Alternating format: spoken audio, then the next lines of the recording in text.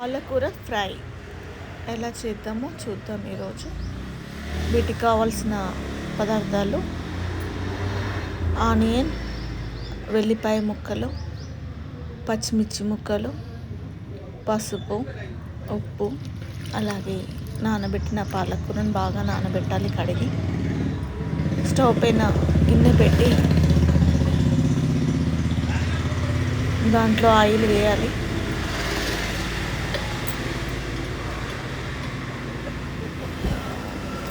వేసి ఆనియన్ వేయాలి. ఆనియన్ కాస్త కలిపిన తర్వాత పసుపు వేసి వెల్లుల్లి ముక్కల్ని వేయాలి. అలాగే పచ్చిమిర్చిని కూడా వేసి కాస్త కలపాలి. కలిపిన తర్వాత వేగనివ్వాలి. కొంచెము ఉల్లిగడ్డ బ్రౌన్ అయిన తర్వాత పాలకూరను వాటర్లోకి వెళ్ళి తీసి నీళ్ళు లేకుండా ఇందులో వేసుకొని ఉప్పు వేయాలి.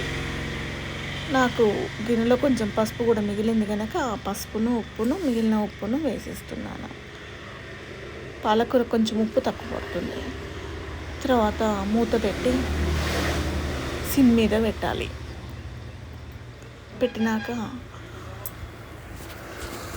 మనకు కొద్దిసేపు అయితే వాటర్ ఊరుతుంది. సిమ్ మీద పెడితే కనుక వాటర్ ఊరినప్పుడు ఇలా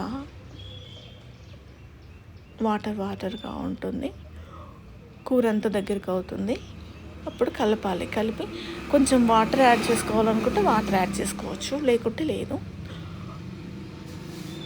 కొంచెం ధనియా పౌడర్ వేసేసి కూర అంతా దగ్గరికి అయ్యాక ధనియా పౌడర్ వేసి దించాలి. అంతే, పాలకూర రెడీ.